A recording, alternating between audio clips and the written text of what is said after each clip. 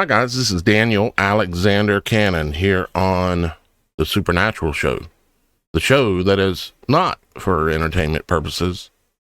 But on today's show, you will learn something about how they're planning on pulling off the fake alien invasion to create a grand magic trick larger than any magic trick ever been performed.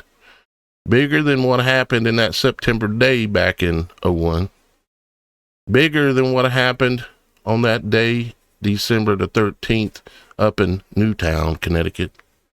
Bigger than what happened at the Kirk. This deception will be a worldwide deception that will fool 95% of the people who are watching. The other 5% are watching The Supernatural Show. So let's get into it here in just a moment. But first, I want to recognize that we've got Super Dave, Super Mike in the house, in the chat. They are the super moderators. They can make you or break you. We've also got Shannon here with us, one of our co-hosts in the house with us today. How are you, Shannon? Nice. We've also got Roxy, another co-host for the Supernatural Show. I forgot to mention Shannon is also part of her own show, which is called The Children of the Most High. And she has a channel on YouTube, The Children of the Most High. And we have Roxy from the Roxy Files, another YouTube channel, and the RoxyFiles.com. And she's here with us today. And Miss Kim, the co-director, is in the house back here handling things. You can't hear us? Well, check and see if your settings are correct. We can hear us and our audio is going out, so I think we're good.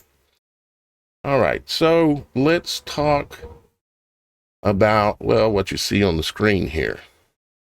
And unfortunately, when we see what's going to happen, it's going to look more real. And it's going to be a combination of holographic imagery that we will see in the heavens in what they call low Earth orbit. And then we will also see crafts that will be flying down lower that you've never seen before, that they haven't revealed, and only a few people have gotten a peek at a few of them, like the legend of the TR-3B, the triangle-shaped craft, which I and Roxy and Miss Kim have amazingly had an opportunity to witness one of them flying over at nighttime. Large as a football field, triangle-shaped, completely solid, and can sit dead still in the sky if it wants to. Supernatural high technology based on the way God created things. Nothing can be created in this world that does not follow the rules of how God created things. This is why they study nature in order to invent technology, like the invention of the camera. The invention of the camera is the way the lens works, the way the frame rate works. Everything on a camera is based on the way your eyeball works. And they study that. They study all kinds of things. As a matter of fact, some of the newest technology out there that's amazing people is hologram technology, holographic projections. And they're getting real fancy at it down in Vegas and in a lot of other places. They're getting real fancy at it, showing us what they can do. But they have a grand magic trick. What did I say? Magic trick coming up here in, well, we don't know the date, but I can tell it's getting soon, and I can see, and I've done the study and the discernment and the meditation and prayer and gotten the answers as to what they're actually doing. One of the big keys is something called noble gases. Okay. And another big key is understanding how the eyeball works. Now, if you've been a good student and you've been here for the last two shows, you will know that I've presented about 100 slides. As you can see up here, there's another 40 off screen to the left of how the eyeball works, how photography works and how the chemical process of developing negatives and how that shows us what we're looking at when we look up in the sky. Because we think we're seeing physical objects like a moon, but we're not. We're seeing a God-made holographic projection that is based on the fact that we live inside of a enclosed world, okay? You could look at it if you want to see it in your mind's eye. You could look at it and say, we live on the eye of our eye, okay? With the lens above that is clear and there, but when we look, we see right through it. We don't see the lens above our eye. All we see is what we see. So, but they studied the eye and they know how to manipulate our eye and our vision. And that's one of the things they're going to do here soon. Excuse me, Miss Kim. You turn the air conditioner up. I'll check on your stuff in just a second.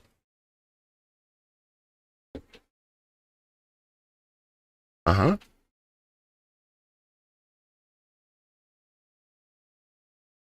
Well, yeah, I kind of did mention that. Mm-hmm. Mm-hmm.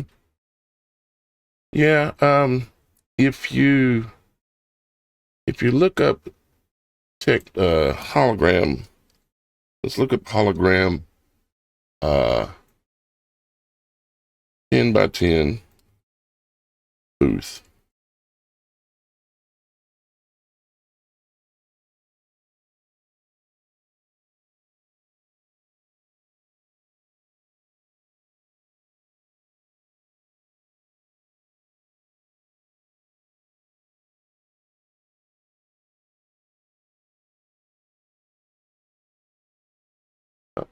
Something going on there, wasn't it?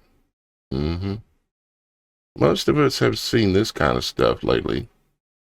We've seen the images, where they're showing. I didn't want to open you. I wanted to open a picture. Like that.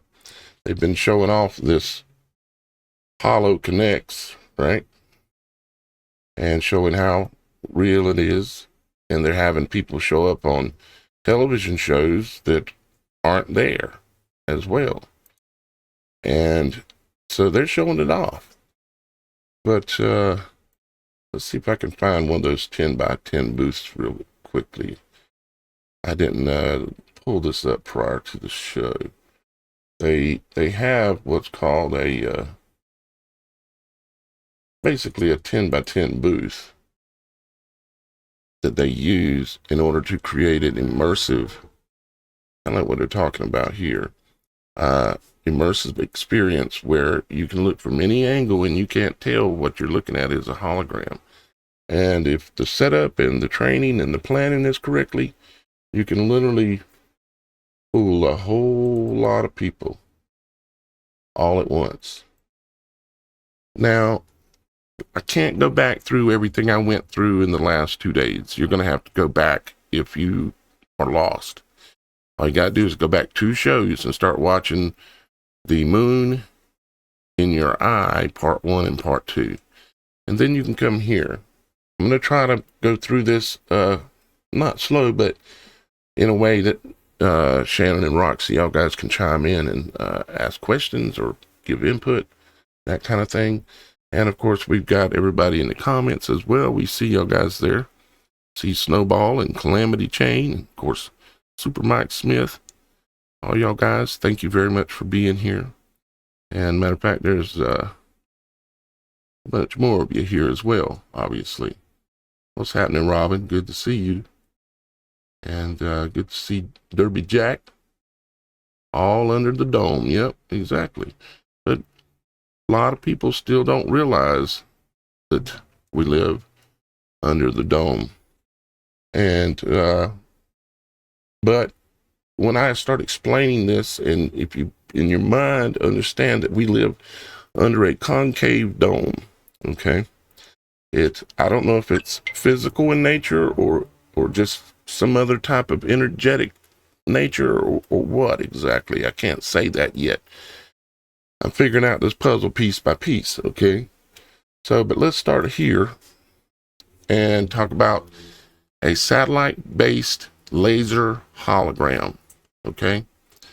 That would be worldwide. Now, that would mean you'd have to have satellites that have lasers on them, equipped with lasers, special lasers, hologram lasers that use noble gases in those lasers in order to produce holograms. But then you got to have a fabric to project on. And it happens to be that the Starlink satellites, they are in what's called low Earth orbit. That area is the exact same area that the majority and the most noble gases exist in layers in the entire world. And if you've ever noticed how Starlink, they have their satellites laid out in layers. They're not all at the same height. They're at different heights. And if you'll do just a little bit of research, you'll find out that there's a layer that's in each layer of noble gas going up, okay? And I covered all the noble gases yesterday, which I'll mention them again here in just a minute. I'll go back through them with you. But let's cover this information here first, and then we'll look back a little bit. So, satellite-based laser hologram would be a system where one or more satellites project coherent laser light with a fixed phase relationship toward Earth or into space in a way that interferes to form a 3D holographic image visible from specific locations or potentially all locations if you had enough satellites. And guess what? We're pretty much there. Essentially, it would attempt to create a free space holographic display on a planetary scale, like writing a 3D object or symbol or effect directly in the sky. And we all know that the holographic technology is indistinguishable now from real. We've seen it in multiple ways shown to us. Some people are not aware that they've been watching holograms. Theoretical basis, hologram principles. Holograms rely on interference and diffraction of coherent light to project the hologram. A reference beam and an object beam must overlap in space, any space. Their interference pattern encodes 3D depth information. To reconstruct the image, the same pattern must be recreated precisely. And the great thing about noble gases is that the reason why they're called noble is because they do not react with other gases. They only mingle with their own type, which is why they're called nobles. Like the royals, they don't mingle with the peasants, okay? And so the royal gases or the noble gases don't mingle with the peasant gases. They stay together, and they're in layers in the heavens depending on which gas it is. For a satellite system, this means you need multiple synchronized satellites acting as phase-locked emitters. Each beam must maintain coherence and phase alignment across hundreds of thousands of kilometers of distance. An extraordinary challenge. Now, another thing about noble gases is that all of them, when they're ionized, meaning hit with an energy like a laser, when they're hit with an energy, think like neon. We all know neon. Like we see neon in my websites based on the neon look. But the neon back in the 70s and 80s, when they had all those glass tubes and they would hit it with electricity, an electromagnetic field also, the neon gas that was in the tubes would glow. And we said, whoa, that looks cool, right? Well, there's not just neon. Neon is a noble gas, but there's a list of noble gases. And they all naturally exist in preponderance in the heavens. They can be produced down here on the ground and by man, but if they escape, they go straight up like helium. Goes up and it don't come down like a helium balloon.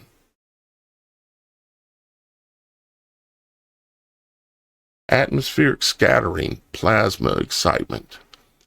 Instead of forming a true hologram, a laser could ionize or excite air molecules at specific 3D coordinates, creating voxels of light, like glowing plasma dots.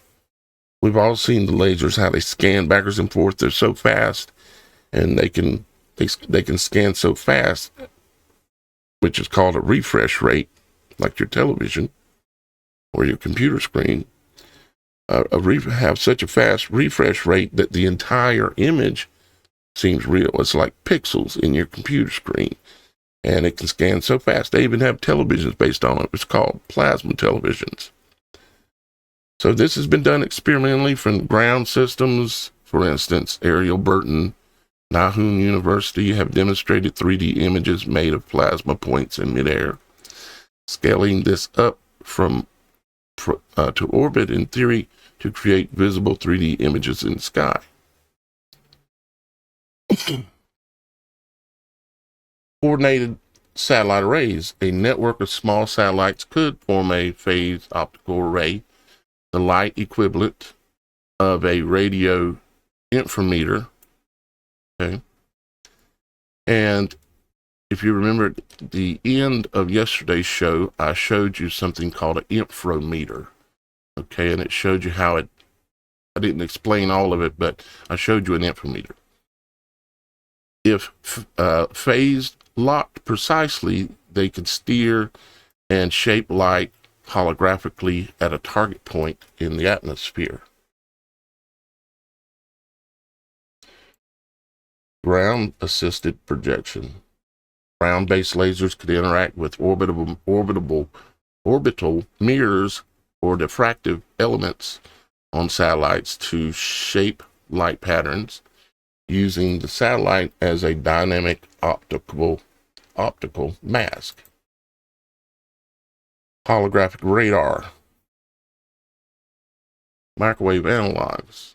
On a less visible wavelength scale, holographic radar or synthetic aperture holography is already used to construct 3D images of terrain that's not visible, but not visible light, but conceptually similar.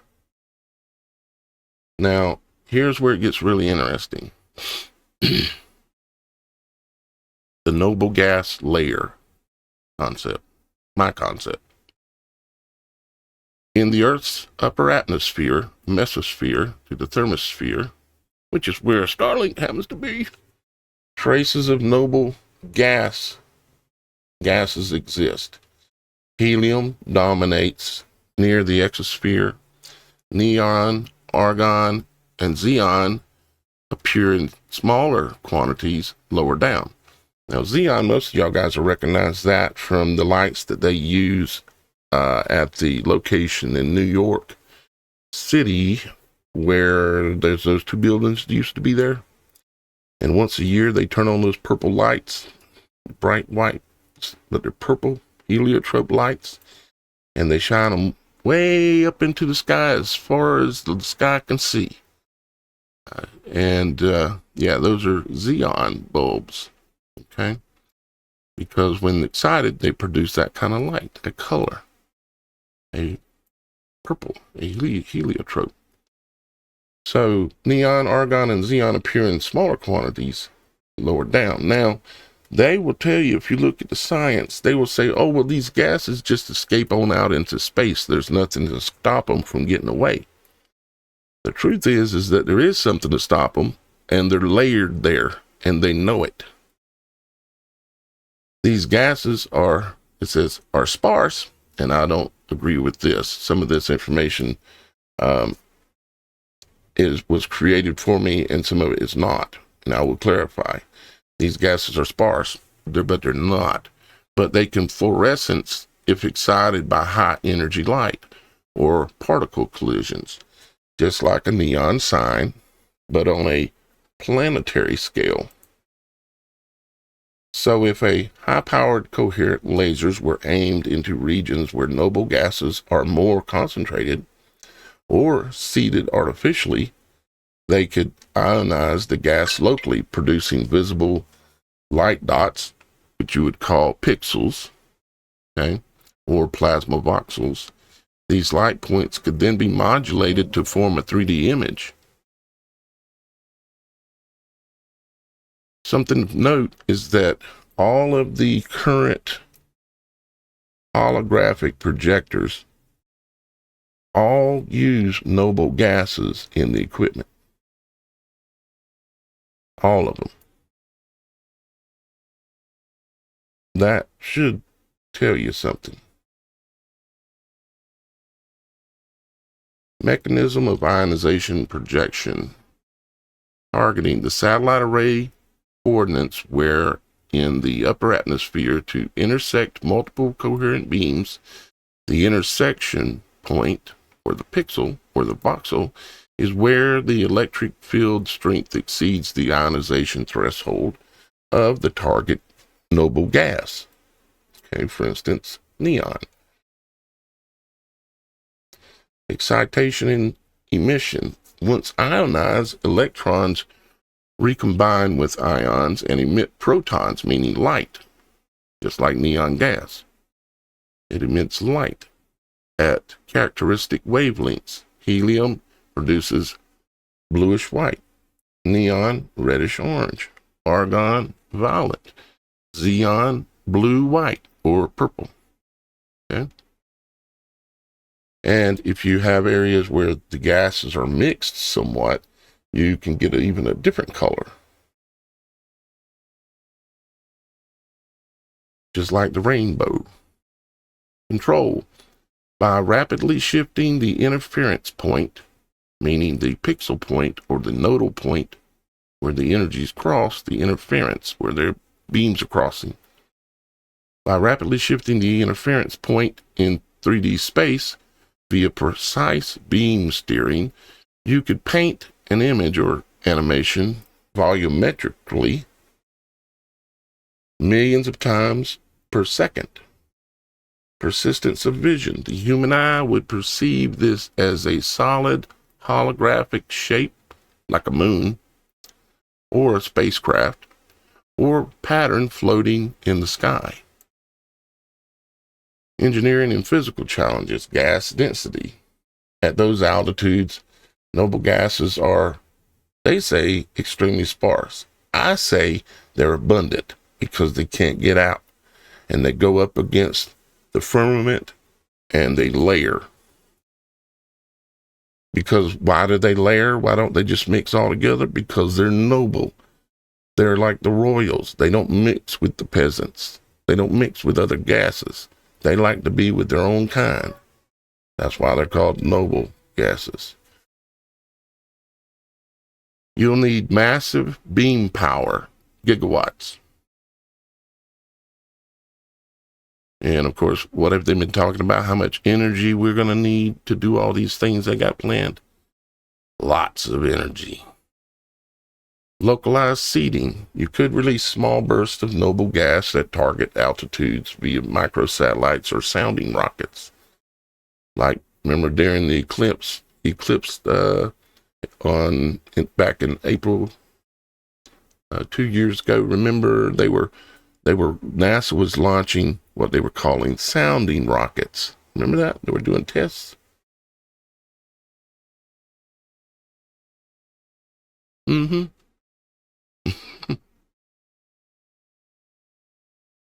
Yeah, I'm sure I could pull one up.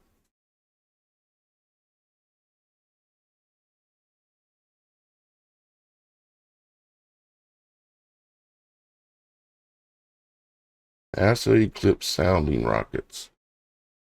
NASA launched 3 Black Brant 4 sounding rockets during the April 8th, 2024 total solar eclipse as part of the atmospheric perturbations around eclipse path. It says mission to study how the sudden drop in sunlight affects the Earth's upper atmosphere and ionosphere, which is where we're talking about, which is where Starlink satellites exist. Whether they're floating somehow on nodes or whether they have assistance in floating because they have noble gas filled balloons, I'm not sure, to be honest.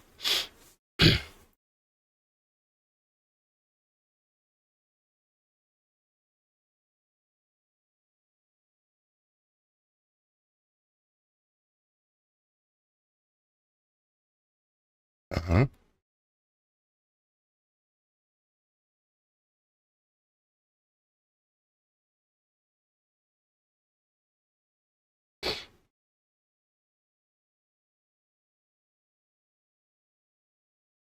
Mm-hmm. Yep.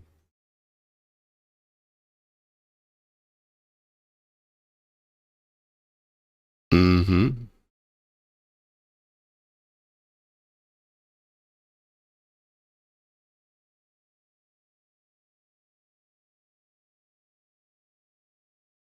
Well, we know how they would we know now how they would do a fake moon.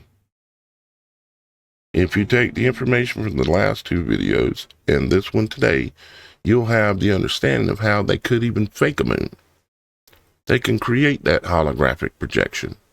All they have to do is recreate the conditions that creates what we see as the moon. And then if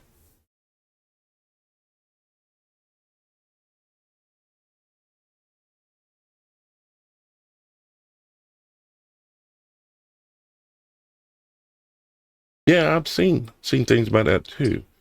But some people would say, well, how can they block out the sunlight using gases or a hologram? The thing is because first off, you don't realize that you can block a lesser light, or if you put a lesser light in front of a greater light, the lesser light, instead of looking like a light, it turns black, just like in an eclipse. The lesser light in front of a greater light behind it, the lesser light in front turns black. Yesterday's show. It turns black. And so if you can just recreate that condition, they can manufacture an eclipse just about whenever they wanted to. Now, did they manufacture this last one? Maybe. The reason why I say maybe is because it got dark twice. And under normal conditions with a normal eclipse, it can't get dark twice, but it did. And I verified that with hundreds of people, if not thousands, across the nation that seen it go dark twice. Just like when it gets that dark, eerie feeling, even if you're not in that full 100% eclipse area, you still it still gets dark outside depending on, where you're at. Well, here it got dark, then lightened back up, and then like 30 minutes later, all of a sudden it got dark again. So to me, that says to me something ain't right. Because the way God created it, it would not get dark twice.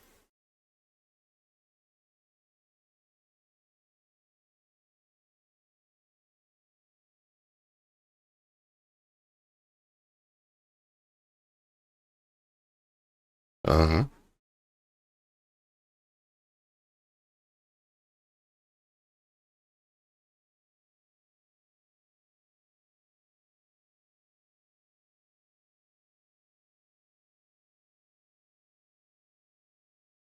Mm-hmm.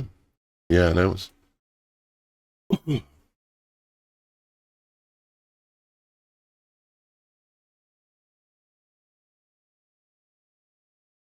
All they've got to do is create a holographic projection of a lesser light in front of the sun, and it'll produce an eclipse-like effect. Now, some people would say, how's that possible? First off, you gotta come to the understanding that one, the moon itself is holographic. And then secondly, you have to understand that the sun is not physical either. It's not something that's there to be touched or to go to. I'm not going to go to the point of saying it's holographic too at this point, because I haven't went to Father yet, and I haven't made sure in my mind, and I'm not going to come to anybody and tell them something that I haven't really done a lot of praying, meditating, study, research, confirmation, knowing what I'm talking about when I'm talking about noble gases, knowing what I'm talking about when I'm talking about how the eye works, knowing what I'm talking about when I'm talking about the things I'm talking about today. A lesser light in front of a greater light produces black. And if the lesser light is behind it, you'll have a ring of light around it, like in yesterday's show. So yeah, they've been talking around the fringe about all of this stuff, haven't they?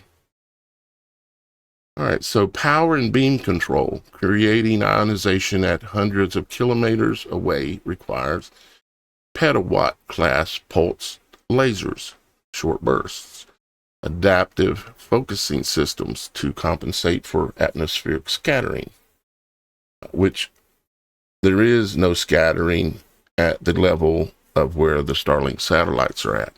Because why is there no scattering? Because there are noble gases there. The noble gases don't mix with other gases. There's nothing there. A lot of other gases will ionize at different temperatures, different this, different that.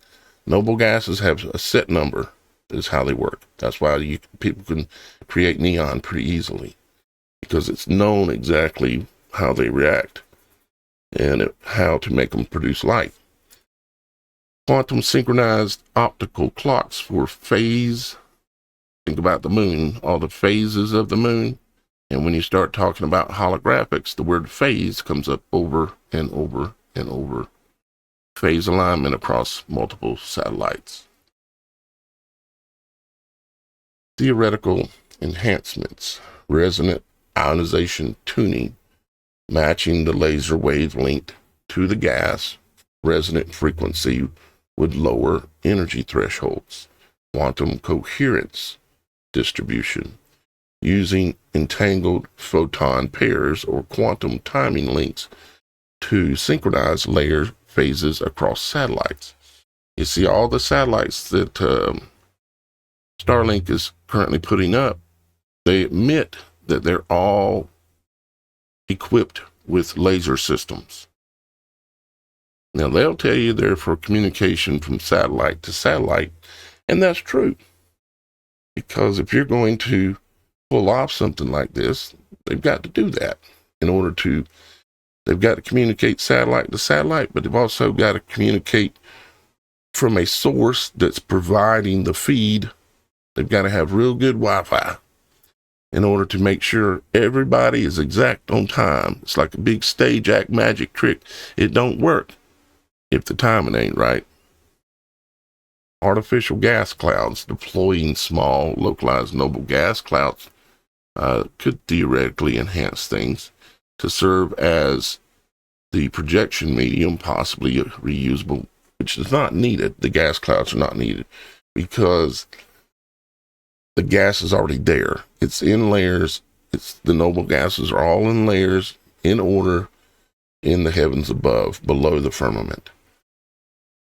Magneto-optical shaping.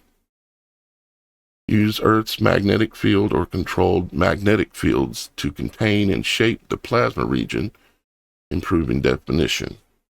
Well, that could play in, I would think, because we live in a giant torus field, if you ain't figured it out yet.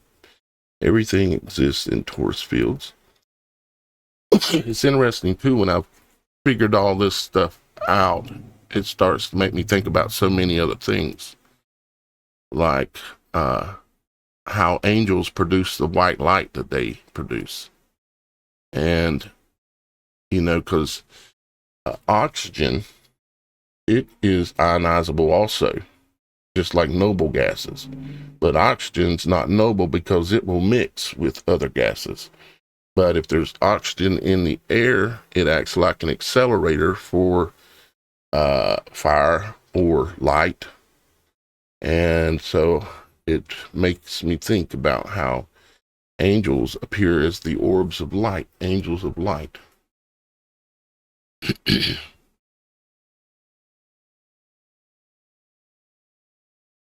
And what a result might look like. Now, this is an example of just a triad of satellites, 3 satellites orbiting in coordination. They focus beams at 120 kilometer altitude in the lower atmosphere at an intersection. Neon gas fluorescence in red-orange outline, a 3D emblem. This is giving an example of something simple you could create. A 3D emblem, word, or symbol. The image seems to float in the night sky, large enough to be seen by hundreds of miles away. It could shift, pulse, and rotate dynamically. Now, we've seen some kind of examples of these kinds of things in recent years. Now, it says, essentially, you could get a planet scale 3D hologram made of plasma light in noble gas layers, the ultimate atmospheric display. If you had enough satellites, enough power, and enough bandwidth, who has all that? And admits that they use lasers and are using lasers on their satellites. This is just a simple example of like creating an image in the sky here. But here's something, of course, saying that Starlink uses layers for inter-satellite communication, allowing the satellites to create a high-speed, super high-speed Wi-Fi, global internet mesh, a blanket, a bow. Just like the rider of the white horse is said to have had a bow. A bow, by definition in Hebrew, is the simplest of fabric. And what did they put on the side of the Starlink satellites that they launched back in the summer of 2020? They put a white horse on it with a bow in his hand and said, "Our time has come." And of course, I've shown that many times. I could do it again, but you can pull up NROL. I can't remember the mission number, but NROL, our time has come, and you'll probably see it as a launch mission patch. Another example, just showing you an image of it, but these other ones are better. These images start showing you just an example, and I could pull up what they claim is a live map of Starlink, but they basically have layered, and this is a better image, layered worldwide coverage. Ask yourself, why did Starlink layer the satellites? They're all at different heights, and they maintain those heights. Does Starlink and these other major corporations in the world, do they use technology and give us a benefit from it so we go along with it, like cell phones, and yet at the same time it has technology embedded into it that is working against us or imprisoning us or deceiving us? Is that a normal practice? I would say it is. Here's some information about some Tesla hologram stuff. Apparently Tesla has a new smartphone coming out. It's called the Tesla Hologram. Imagine that. The Tesla Hologram smartphone. I don't trust in the fact about that Tesla phone because there's been many, many rumors that he was going to make one, and I haven't seen any proof of it yet. Okay. Well, that means this whole theory is shot. No, it's not that. He's not publicly put out anything that he's going to do the phone because he's hooked up his Starlink system with T-Mobile, Verizon, and somebody else. He's already got control of their phone systems. Right, sure. Communication, all that. In August 23 of 2013, supposedly Elon Musk tweeted, and I didn't go back to his account and go way back and see if I've seen it, but it said, "We figured out how to design rocket parts just with hand movements through the air, using holographic interactive controls." It says, "Now we need a high frame rate holograph generator." That's what he said. And then he said, "We'll post video next week of designing a rocket part with hand gestures, then immediately printing it with titanium." So he's talking about holographic generators. Everything is pretty much there. Whether the phone is real or not real, we know it's coming. Somebody's going to produce it and release it. But ultimately, the whole theory, especially when you go back and consider all the information that exists from the last two shows, which is highly substantial amount of information and consideration about the eye, like how it looks like the sun and how it looks like an eclipse and how it has an ice wall around it, like our world, and all the secrets lie within us. In order to learn the secrets of the world, you look outward, but you also have to look inward at the same time. So, yeah. And I've got all these slides here for this presentation for the last 3 days. I'm going to take it all, and it's going to go ultimately into a full-fledged, like a documentary type style, but I'm also going to take them and put them into a like a presentation thing that I'm going to put onto the website that'll be available for anyone to go there and study and try to prove me right or try to prove me wrong. Because could I be wrong? Yeah, sure. Am I the smartest man on the planet? No. Depends on what you use to determine smart means. But I know that I've just dug and dug and dug, and I've been at this for going on 16 years, trying to understand the reality of the world we live in and understand what causes what. And there come a time when I realized, oh, you got to look inward to be able to see what's outward.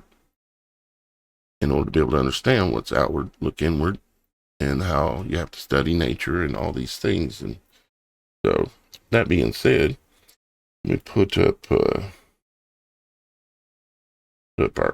comments some more of them can be seen. Any thoughts, questions, criticisms, questions that, like, any kind of logical questions to try to help me debunk or try to help me improve and understand something I'm missing, maybe. Look at the ionospheric studies that are being done in Antarctica. You got every nation in the world that has signed a peace treaty. They all got a science station up there. Nobody's fighting about up there. They all get along. There was an article that come out over the weekend. I know they've been doing ionosphere tracking and all kind of stuff in Antarctica. The science of what they're doing there is how they're going to complete this theory of yours. It very well may be. Because if you literally have a glass firmament, so to speak, and I say glass, and I mean that in relative term. Yeah, sure. If you have a firmament over here and Antarctica is the edge, if they want to manipulate the sun or the moon, or like they're saying now, we got 2 moons. Have you seen that? We got a new moon, everybody. NASA said so. And it's going to be here for like 90 years, and it's just going to disappear. Okay. But you could control all that from the edge, because if you take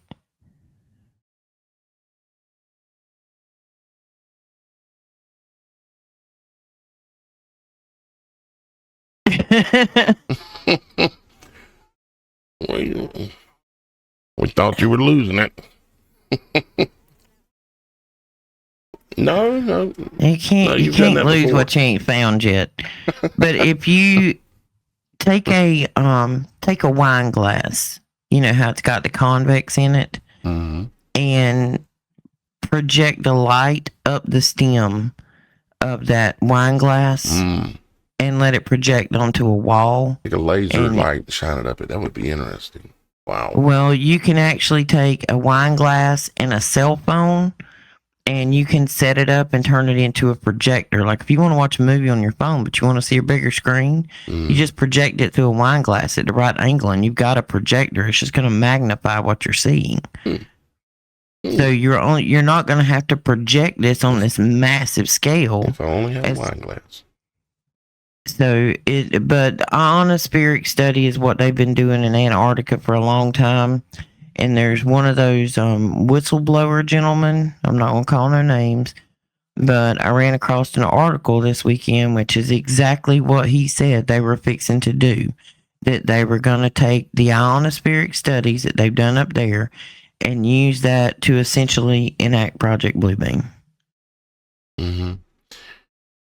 Yeah, and we've got to continue our study on this. We need to understand it better so that we can present it so that a 8th grader could understand it.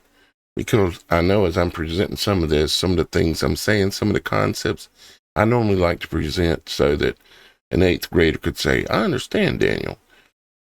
The last 3 shows have been like advanced class, and I realize that. But it'll come together more, and I'll come back and represent as I see it even more clear, because it's coming clearer every day. Because when you start seeing these things, you start being able to go, oh, and you see something else, and oh, and you got the other piece now. Your puzzle starts coming together quicker. And so I'm looking forward to that, definitely. Oh, yeah, speaking of the Cyberthon, Super Dave said, let's remember the Cyberthon, the Superthon. Let's do a little, give a little update on that, where we're at.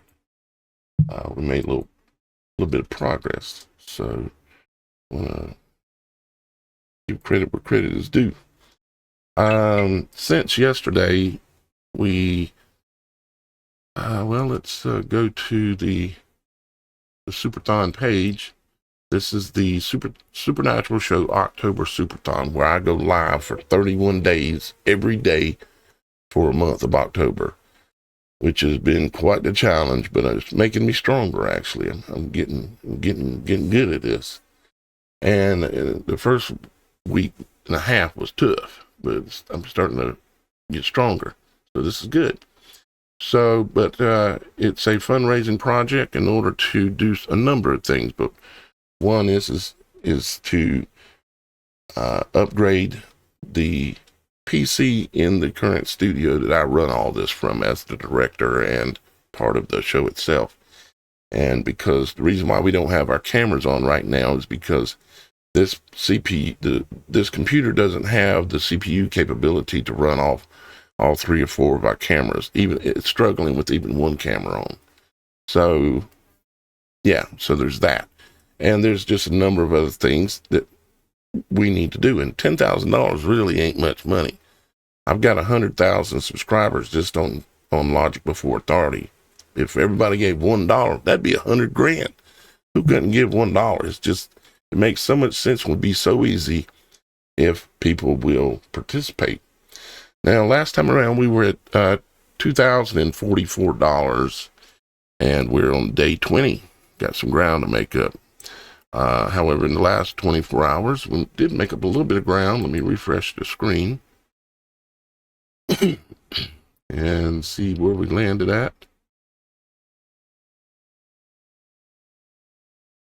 We're now at 2594. We made up a little progress, and I still believe y'all guys are going to hit 100% on this. It's not that much to ask if enough of you will care, and appreciate the work that I'm doing and the level of passion that I have for it, and the fact that I'm fighting for you, it'll be easy. I've seen y'all guys hit way more than this easily. And that was when I was just giving it away. We had 2 donations actually came in and made up this little jump here in the last 24 hours. One came from Daniel L, and actually that's his 4th donation for the Superthon. Daniel is holding the lead on the most number of donations, most number of times donating, put it that way.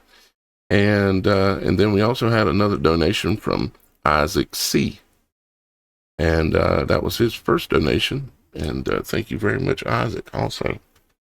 And that brought us up to $25.94. And something y'all guys haven't seen, guys, is we have a new feature called Super Question. Super Question. What it is if you come to the Super Question page, I see you there on the website submitting the chat, talking about the moon and the eye and stuff. Yep, I hope you're seeing it. Super Questions right here under TSS submissions, the Supernatural Show submissions, and you hit that and it brings you here to the Super Question. It's just all it is one button, and you hit that and it's going to pull up a page where you just type in your first name and hit the next button, and then it lets you choose a camera and a microphone, or at least a microphone, and then you can record up to 60 seconds of a question, an idea, maybe a logical dispute about something I'm saying. Well, Daniel, that won't work because of this, or whatever. You can submit it in video and audio format to me just by coming here to the Super Question. And all you have to be is at least a free member on the website, and you can use the Super Question. And let's see. Yeah.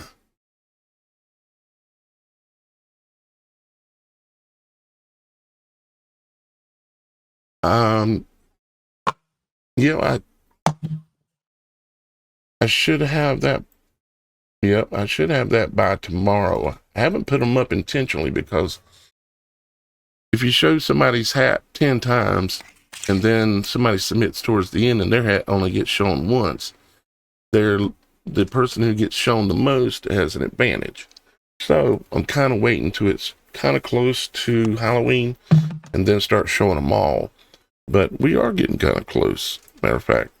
So I'll see about it if I can't go ahead and get them up tomorrow, because I know we kind of got two little. It started out with a contest with just the viewers, okay, but just y'all guys, and then somehow or another it turned into a contest between the Supernatural Show crew, us, right? And so there's a contest going between me and Miss Kim and Shannon and Roxy and Super Dave and Super Mike. And then we also have a contest going for all viewers where you can submit yours, like right here on the website. If you come on to TheSupernatural.Show, click on Tinfoil Hat Contest right here. And it'll bring you to a page that explains everything and allows you to submit your photos right here. And you can enter the contest, and we have the winner gets the viewer contest. The winner gets a Ethiopian 88 book Bible, the original Ethiopian 88 book hardcover Bible. You also get a 1947 Walking Liberty silver coin. You get some little bit of Roxy Files merch, and you also get a can't see it on the screen right now, but I have some frankincense and olive oil infused anointing oil, a brand new one, still sealed up and everything. I'm going to be sending out a couple of those and a couple of other little things that I have, along with probably a nice plaque not probably, you will be getting a plaque as well that says you are the tinfoil hat super commander for 2025. And so you'll have that to show all your friends and embarrass them with. It's a whole prize package. Turns out the tinfoil hat wearing people were right. We were right. You know, just saying, we were right. So yeah.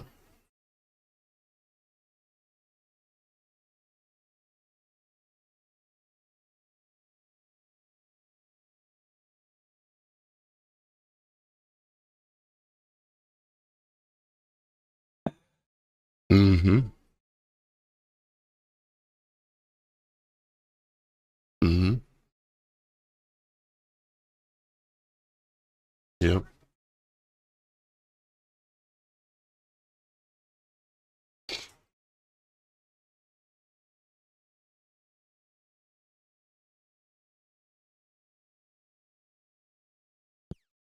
Yep.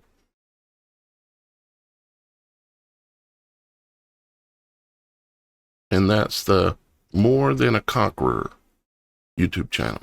More Than a Conqueror. So, anybody else got any other updates? I mean, I could talk on forever about the website, but I don't want to bore people to death. I'd encourage you guys to be members. I will say that. That contributes towards the Superthon. Become a member of the website.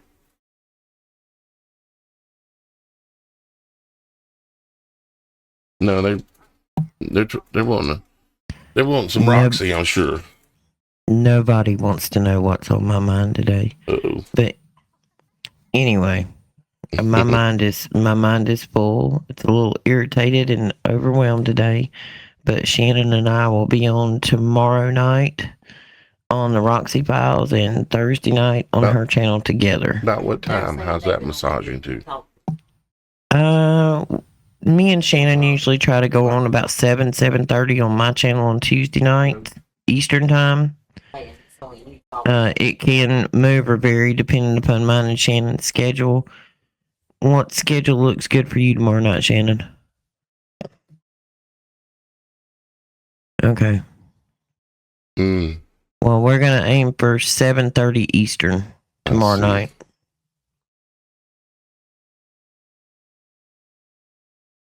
$4:30 Pacific.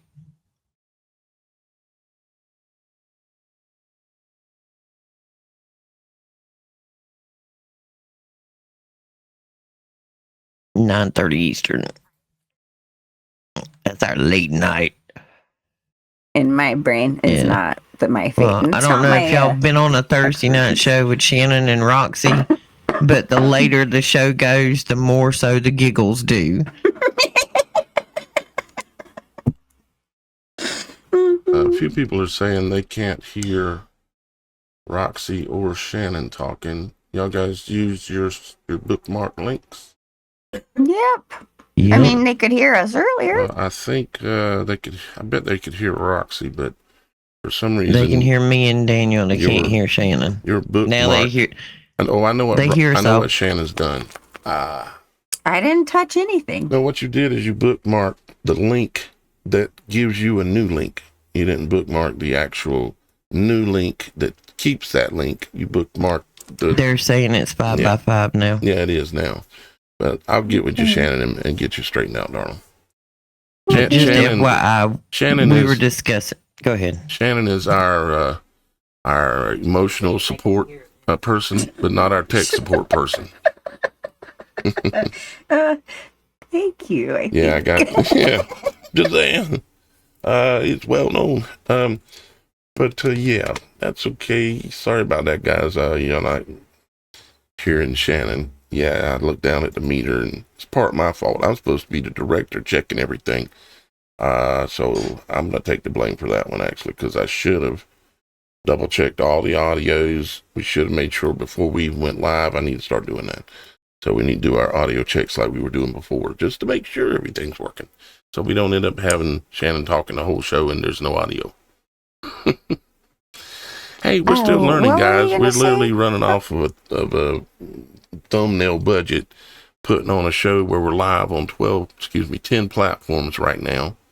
We're live on Facebook, 2 YouTube channels. We're live on Rumble. We're live on Odyssey.com. We're live on Kick.com. We're live on 10 of them.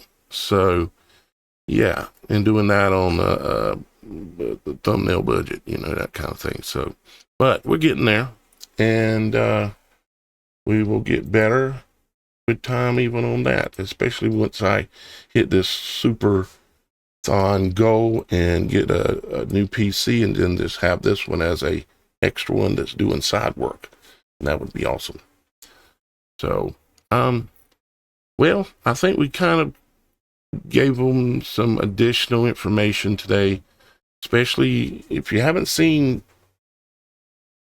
The Moon in Your Eye, part 1 and part 2 from yesterday and day before. You got to go back and see it, okay, guys? Because you need to understand the whole thing in order to understand any of it, okay? Because if you just watch what I presented today and you didn't watch the last 2 or miss one of them, you're not quite there. So you need to go check it out. You need to understand noble gases the way I explain them. You need to understand the eye and the way it functions, just like the camera, or rather the camera functions like the eye. You need to understand all that. There's a lot more details in there. So check all that stuff out. And just to mention real quick, just know that all of these things, like the fake alien invasion, the digital system changes, all of these things are going to hit all at once. Pretty much. So be prepared for that, because it's hard enough dealing with one trauma at a time, let alone like 50 all at the same time. And it's important to keep your mental and emotional and spiritual capacities with you, so you don't make rash decisions out of fear. Yep. Which is why we take so much time to give you all this information, so you can understand it in the way to where you're not in fear, you're prepared, and that you can handle everything that comes at once. Because remember how the world acted with just the one lockdown. Oh boy. Imagine everything all at once. Your surroundings are going to be chaotic, and you have to be in a rational mindset without fear, but understanding and knowledge of how to handle it, so you don't make rash decisions. That's a really important thing to understand, and to be able to have that silence enough inside to hear the Holy Spirit and what your next move is going to be, because there's a lot of noise and chaos in the brain when trauma hits. So I just kind of wanted to reiterate, because it's important to be prepared on a physical, material level in some ways, but we need to focus on preparedness on inwardly, so we are prepared to make the right decisions without this fear and manipulation clouding our judgment.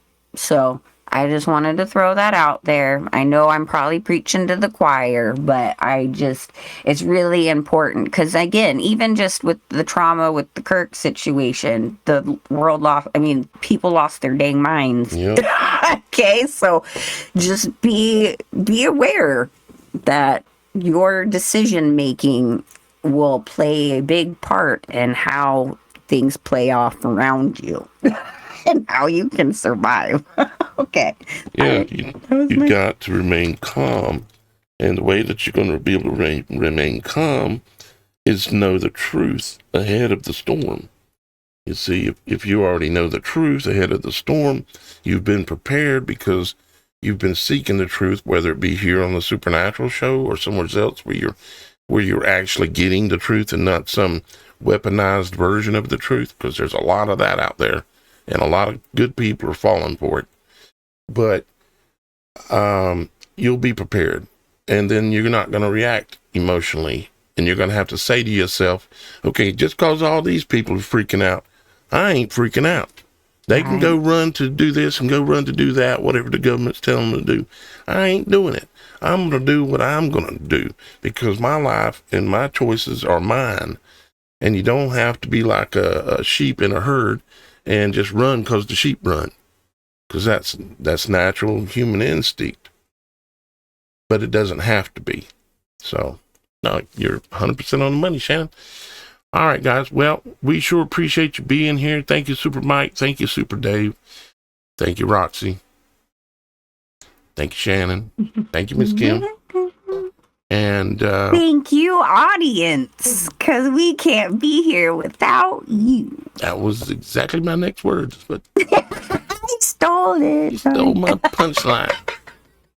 Hey, man, I'm just getting some words in. It's cool. All right. We love you. We'll see you. Well, I'll see you again tomorrow. 31 days of the Superthon. Bye-bye for now.